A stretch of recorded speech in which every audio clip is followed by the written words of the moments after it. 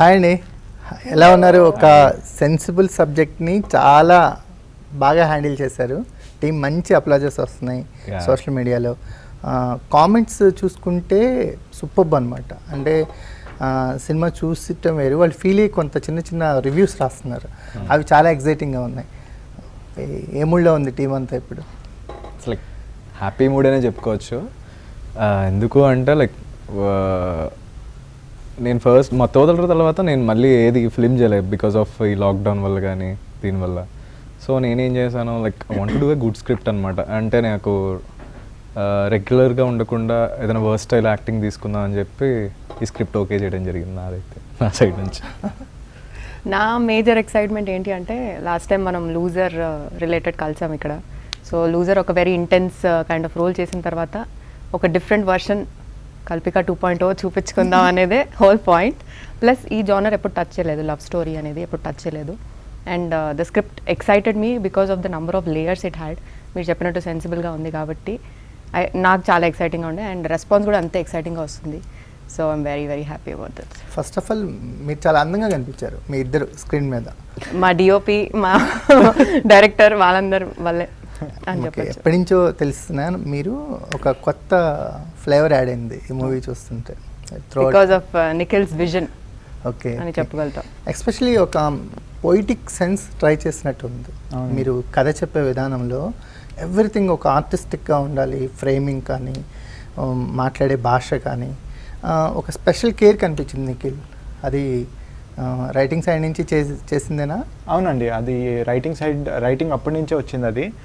So I come from a school where అంటే నాకు మా మణిరత్నం గారు అండ్ గౌతమ్ మీనన్ గారు like they are biggest inspirations for me. So అప్పటి నుంచి నేను అంటే చిన్నప్పటి నుంచి వాళ్ళ సినిమాలు చూస్తూ వస్తున్నా కాబట్టి ఆ పోయిటిక్ సెన్స్, అంటే ఆ ఫిల్మ్ మేకింగ్లోనే నాకు ఆ పోయిటిక్ సెన్స్ ఇంజెక్ట్ అయిపోయింది. సో అంటే అండ్ ఎస్పెషల్లీ ఒక లవ్ స్టోరీ తీస్తున్నప్పుడు ఆ పోయిటిక్ సెన్స్ ఉంటే చాలా బాగుంటుంది అని. సో నేను రాసిన ఫీచర్ ఫిల్మ్ స్క్రిప్ట్స్లో కూడా ఆ పోయిటిక్ సెన్స్ తోటే స్టార్ట్ అవుతుంది. ఎవ్రీ మూవీ అంతే, ఎవ్రీ స్క్రిప్ట్ అంతే. సో ఎస్పెషల్లీ దిస్ వన్ ఏంటంటే ఐడియా వచ్చినప్పుడే ఇట్ వాజ్ మోర్ లైక్ ఒక లవ్ స్టోరీ, ఒక 2 డైమెన్షనల్ లవ్ స్టోరీ ట్రై చేద్దాము, ఎక్స్పెరిమెంట్ చేద్దాము అని అనిపించింది. అండ్ ఇది ఈ స్క్రిప్ట్ బేసికలీ రాసింది తీసింది కూడా ఒక ఓటీటీలో పెట్టుకుందామని. బట్ ఎందుకో కుదరక ఓటీటీలో కుదరలేదు, ఆ స్పేస్ దొరకలేదు మాకు. So at the end of the day we had to release it on YouTube. So అందుకనే మీరు ఆ క్వాలిటీ చూస్తే కూడా అది ఓటీటీ కొంచెం హై క్వాలిటీలోనే తీసాము. అండ్ స్క్రిప్ట్ ఇప్పుడు మంచి అప్లాజెస్ వస్తున్నాయి, ఒక రికగ్నైజేషన్ వస్తుంది కాబట్టి దీన్ని ఏదైనా మూవీగా మార్చే అవకాశం ఉంది. అంటే ఇంకేదైనా ఎక్స్టెండ్ చేసే ఈ కథని ఇంకా చెప్పొచ్చు. ఈ కథలో చాలా మాకేంటంటే కథ సగంలో తీసుకెళ్ళి కూర్చోబెట్టి మధ్యలో పంపించేసినట్టు. అంటే అదే అండి, అంటే I believe in open endings అనమాట. సో ఎండింగ్ అందుకనే అలా ఉంటుంది. అండ్ ఎండింగ్ గురించి కొంచెం లేట్గా మాట్లాడతా. బట్ ఫస్ట్ ఏంటంటే ఒక అంటే అప్లాజ్ కూడా నేను ఎక్స్పెక్ట్ చేయలేదండి. ఎందుకంటే ఒక ఎక్స్పెరిమెంటల్ కథ రాసినప్పుడు, ఒక ఎక్స్పెరిమెంటల్ ఫిల్మ్ చేసినప్పుడు యూ కెనాట్ ఎక్స్పెక్ట్ ఆడియన్స్, అంటే వాళ్ళ ఆడియన్స్ రియాక్షన్స్ మనం ఫస్ట్ నుంచి ఎక్స్పెక్ట్ చేయలేము. సో చూద్దాంలే ఎలా తీసుకుంటారో అనే రాస్తూ వచ్చాం. బట్ ఏంటంటే రాస్తున్నప్పుడు మాత్రం వీ టుక్ వెరీ అంటే నేను నా కో రైటర్ సంకల్ప్ మేమిద్దరం చాలా స్పెషల్ కేర్ తీసుకున్నామండి. అంటే as I told you this is very 2 dimensional script అని. సో స్టార్టింగ్ నుంచి మీరు చాలా కేర్ఫుల్గా చూస్తే మీకు చాలా లీక్స్, చాలా డీటెయిల్స్ దొరుకుతుంది. సో అలా అని రాసుకుంటూ వస్తే, సో బేసికలీ ఏంటంటే the idea started with recreating the date again and again అనమాట. ఆ చిన్న ఐడియా నాకు చాలా ఎక్సైటింగ్గా అనిపించి దాన్ని డెవలప్ చేయడం జరిగింది. మేము అసలు స్టోరీ చూస్తున్నప్పుడు రీక్రియేట్ అంటే తనకి ఏదన్నా డిజార్డర్ ఉందేమో అనిపించింది.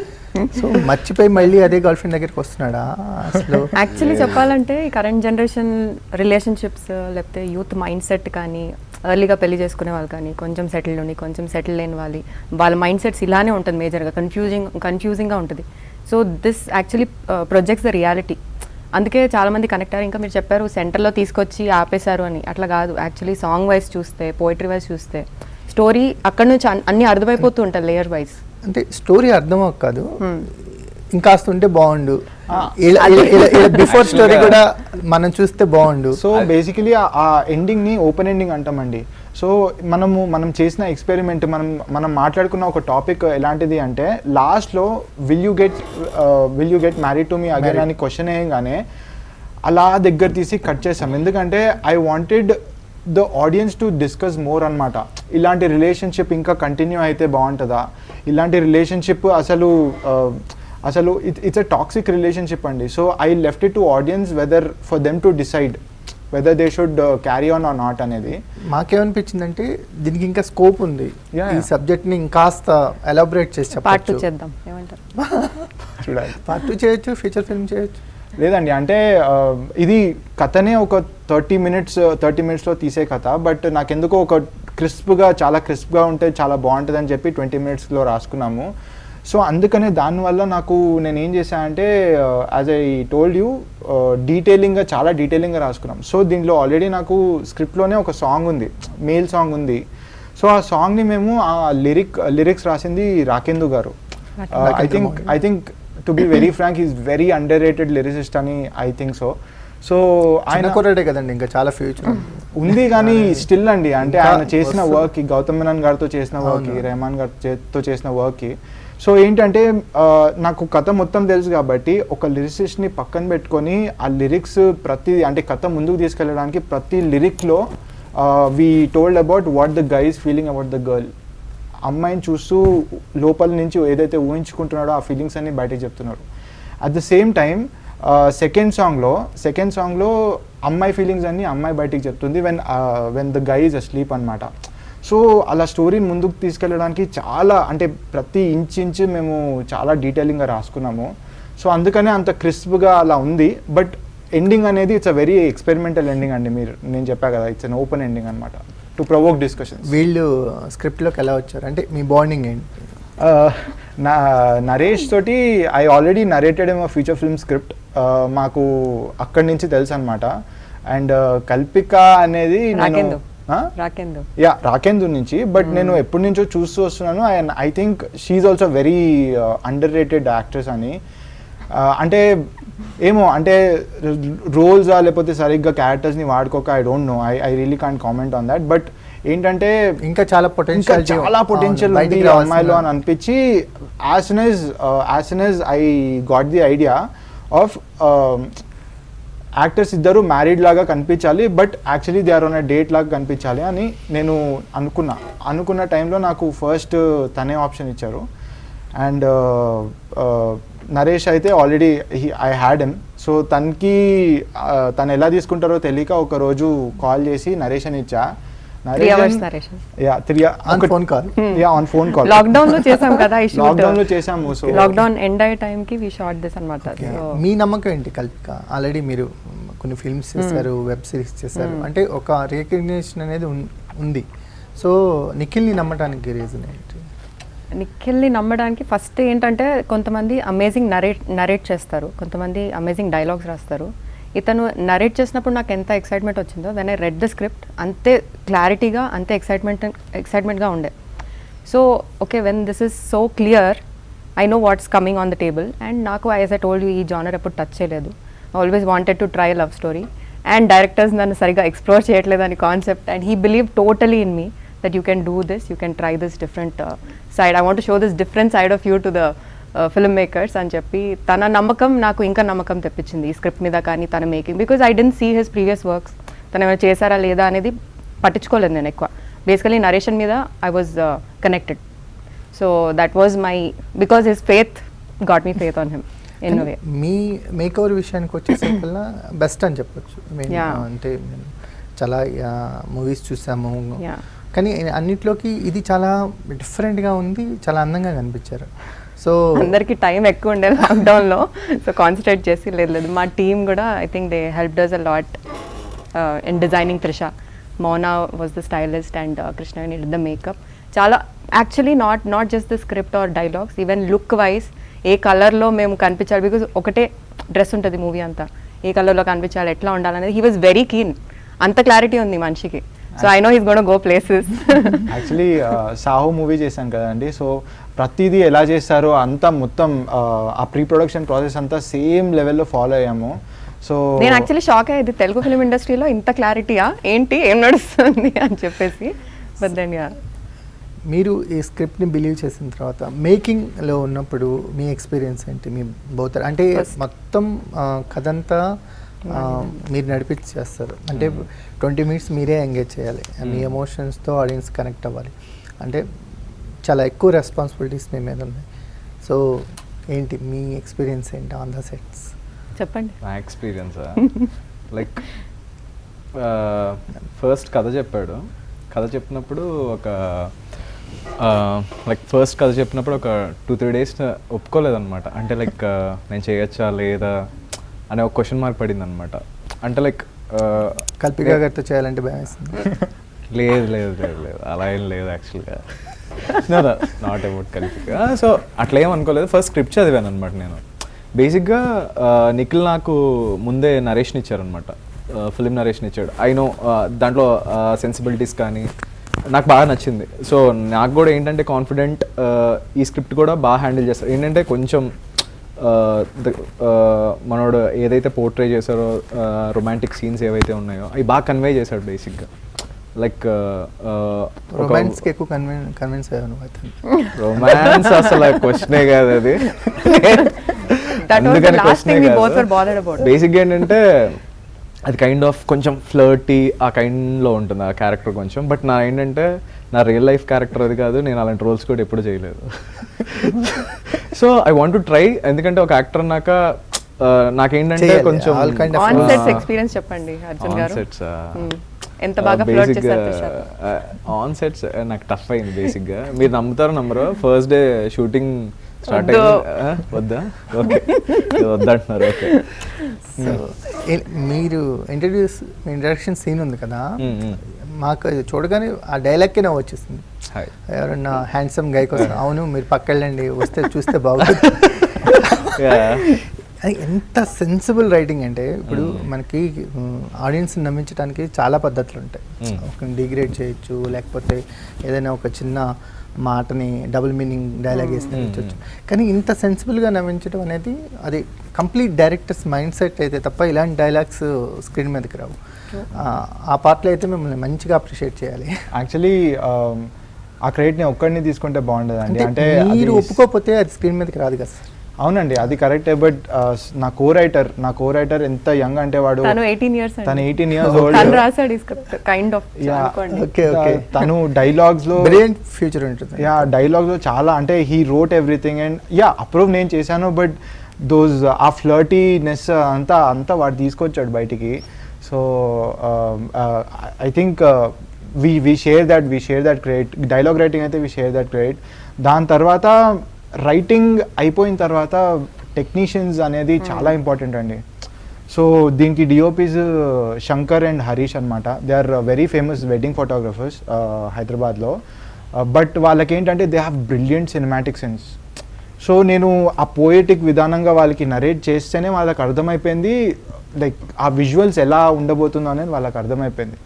సో మేము ప్రాపర్టీస్ అవన్నీ వెనకాల ఏంటి లైట్స్ బోకా లైట్స్ అవన్నీ మేము డిస్కస్ చేసేటప్పుడే వాళ్ళకి ఆ ఫ్రేమింగ్ ఎక్విప్మెంట్ వాళ్ళంతా కావాల్సినట్టు తెప్పించేసుకున్నారనమాట.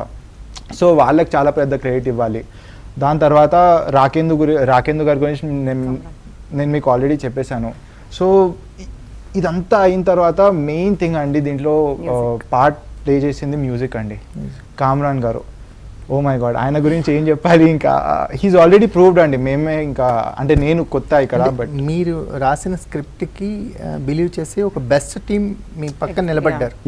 That is the first me success అదే అని మేము అనుకుంటున్నాం. ఎస్ అండి. Actually music director is the last one to come up అండి. మా దగ్గర మేము యాక్చువల్లీ వేరే మ్యూజిక్ డైరెక్టర్ అనుకున్నాము, బట్ అది ఎందుకో కుదరలేదు. And then we had to come up to Kamran. And then luckily చాలా బిజీ ఉన్నా ఆయన మూవీ చూస్తారు ఆయన, బట్ విత్ రెఫరెన్స్ మ్యూజిక్ పెట్టి చూస్తారు ఆయన. చూడగానే he got very excited for the last twist అనమాట. ఇంకా ఇలాంటిది చాలా డీల్ చేయడానికి చాలా నేను కూడా చాలా టైం ఇవ్వాలి అని మాకు అంత బిజీ టైంలో కూడా టైం ఇచ్చారు ఆయన. సో కామ్రాన్ తర్వాత ఇంకో మెయిన్ పార్ట్ ప్లే చేసింది ఎన్ని క్రాఫ్ట్స్ అసలు ఎన్ని ఇంపార్టెంట్ ఎంతమంది ఇంపార్టెంట్ టెక్నీషియన్స్ ఉంటే ఇలాంటి సినిమా వస్తుంది. సో సౌండ్ డిజైనింగ్ అండి, సౌండ్ డిజైనింగ్ పవన్ అని very young I, he is also in 20s అండి.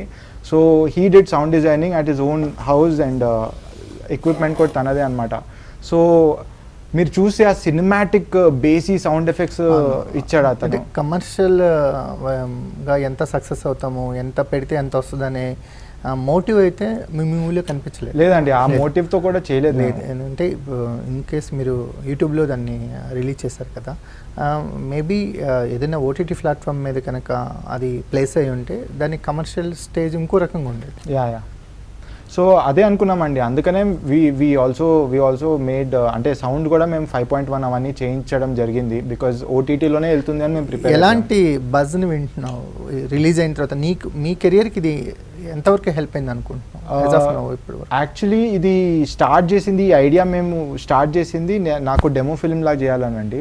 సో 1 year నుంచి నా దగ్గర స్క్రిప్ట్స్ అన్నీ రెడీ ఉన్నాయి. సో ఇప్పుడు నేను ఆల్మోస్ట్ డైరెక్షన్కి వెళ్ళిపోతున్నా కాబట్టి I thought I need to have a demo film to show it to the producers.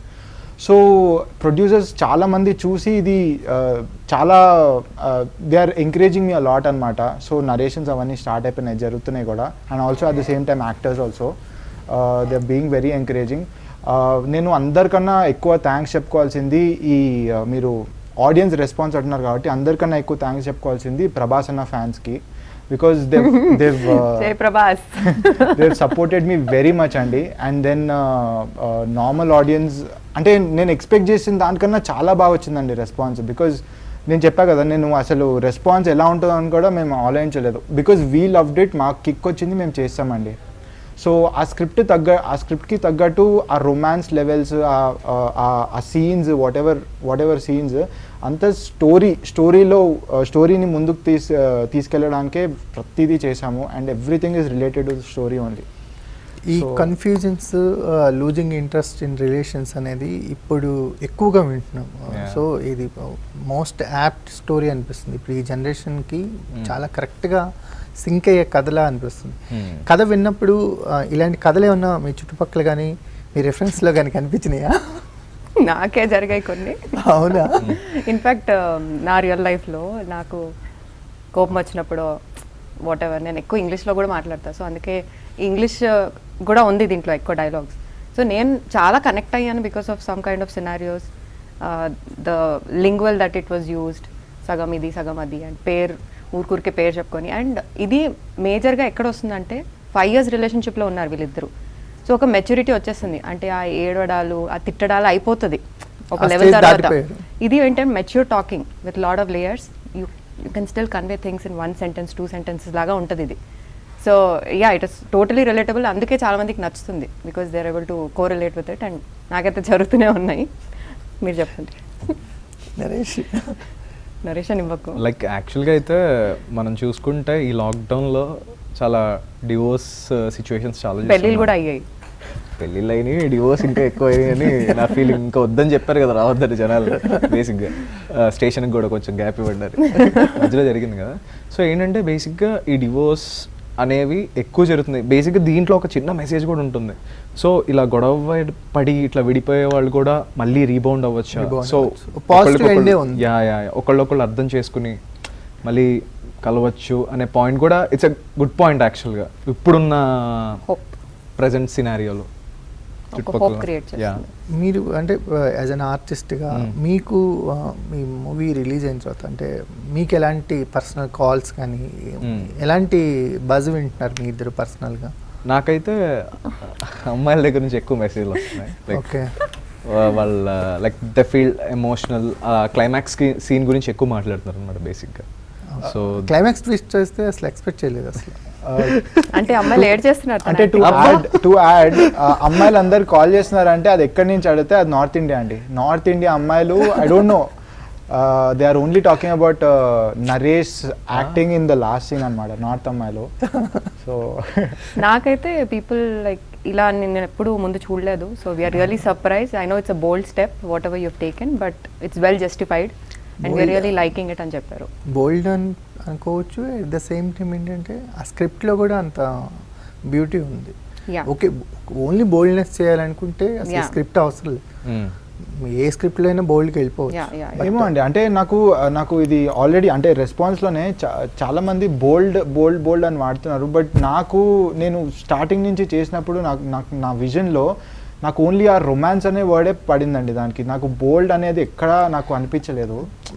అంటే మనకి రొమాన్స్ అనేది స్టేజ్ వైజ్ చూసుకుంటే మనం ఇప్పుడు మీరు ఆన్ స్క్రీన్ తీసుకొచ్చిన రొమాన్స్కి మనం ఆల్మోస్ట్ అలవాటు పడిపోయాం. మన తెలుగు ఇండస్ట్రీలో కూడా మన మూవీస్ కూడా కల్చర్కి వచ్చేసినాయి. ఫస్ట్ బాలీవుడ్ తీసుకొస్తే నెక్స్ట్ మన సౌత్లో కూడా అలాంటి కల్చర్ వచ్చేసింది. ఇప్పుడు ఎవరు మనం చెట్లు వెనక్కి వెళ్ళి మొదలు పెట్టుకోవట్లేదు. సో చెట్లు వెనకాల పువ్వులు కదపటాలు ఇవన్నీ ఆగిపోయినాయి. సో మీరు చాలా రియలిస్టిక్ స్టోరీ తీసుకున్నారు కాబట్టి ఆ సబ్జెక్ట్లోనే ఆ బ్లెండ్ ఉందని అనిపిస్తుంది.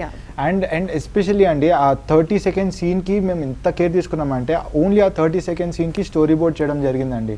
బికాజ్ మళ్ళీ కాస్ట్యూమ్ డిజైనర్కి కూడా షీ వాంటెడ్ టు నో అనమాట, ఏది ఏంటి ఎట్లా ఎన్ని లేయర్స్ ఆఫ్ క్లోత్స్ మనం డిసైడ్ చేయాలి అని ప్రతిదీ వి వెంట్ వెరీ డీటెయిల్ అండి. అంటే చెప్పాలంటే ఇంకా చాలా చెప్పచ్చు, బికాజ్ చాలా డిస్కషన్స్ జరిగినాయి దీని మీద. కానీ ఫర్ ఎవర్ మేబీ మాత్రం మీకు ఎప్పుడు ఫర్ ఎవర్ గుర్తుండిపోయే ఇమేజ్నే ఇచ్చింది అంతే. ఎందుకంటే చాలామంది అంటే మనం ఎంటర్టైన్మెంట్ పర్పస్గా చూసే వెబ్ సిరీస్ అవన్నీ ఉంటాయి, అవేవి కూడా మన సబ్ కాన్షియస్ మైండ్లోకి వెళ్ళవు. కానీ ఇది వెళ్ళే స్క్రిప్ట్ లాగా అనిపిస్తుంది చూసిన తర్వాత. అంటే దీని గురించి మాట్లాడుకుంటాం. యాక్చువల్గా ఈ ఫిల్మ్ ఫస్ట్ టైం చూసే కంటే కూడా సెకండ్ టైం చూసినప్పుడు ఇంకొంచెం క్లారిటీ ఉంటుంది, ఎంజాయ్ చేస్తారు కూడా. బికాస్ దెన్ వాళ్ళిద్దరు ఏంటన్నది ఫస్ట్ షాక్ నుంచి బయటపడి మళ్ళీ దే విల్ వాచ్ అగైన్. యాక్చువల్గా దే విల్ ఎంజాయ్. అప్పుడు second time first thing he told me when he narrated me, I want people to come back and watch again. Okay, so that was his plan. So basically that's the idea అండి, 2 dimensional. So మీరు first time చూస్తే మీకు ఒక date flirty అలా ఉంటుంది. Second time చూస్తే మీకు actors ఫేజెస్లో తెలిసిపోతూ ఉంటుంది దట్ వీళ్ళిద్దరు they know each other and they are recreating this date అని సెకండ్ టైం మీకు తెలిసిపోతుంది అనమాట. సో సెకండ్ టైం మీకు మళ్ళీ ఒక కొత్త మూవీ చూసిన ఫీలింగ్ వస్తుంది. So that is why I think we are kind of successful with that idea. అది మీరే చెప్పాలి. The 2 dimensional idea. మీరు ఎన్నిసార్లు చూసారండి? నేను ఒకసారి చూసాను, ఇంకోసారి చూస్తాను. Yeah please. డెఫినెట్గా లిరికల్ వాల్యూ ఉన్న మాటలు వినిపించే, at the same time music, ఆర్టిస్టులు అంటే ఒక రైట్ ప్లేస్లో ఉన్నట్టు అనిపించింది. అంటే సినిమా చూస్తున్నంతసేపు కూడా వీళ్ళు బాగా ఎంగేజ్ చేశారు అసలు ఆడియన్స్ని. అంటే మాకు it is not easy actually 20 minutes. ఎందుకంటే స్టార్టింగే ఒక క్వశ్చన్తో ఎంటర్ అవుతాడు ఆడియన్ కథలోకి. ఆ క్వశ్చన్ నెక్స్ట్ క్వశ్చన్కి వెళ్తూనే ఉంటుంది, క్లైమాక్స్ వరకు వాడికి ఫజల్లానే ఉంటుంది. అవునండి. సో ఈ స్క్రిప్ట్లోనే ఆ పొటెన్షియాలిటీ ఉందనిపించింది. బట్ మీరు చాలా సూపర్బ్ చేశారు ఇద్దరు. Thank you. Superb, long way to go అనిపించింది. అంటే మళ్ళీ లాక్డౌన్ తర్వాత కొంత గ్యాప్ తర్వాత మళ్ళీ రీఇంట్రడ్యూస్ అయ్యారేమో అనిపించింది. అదే 2.0.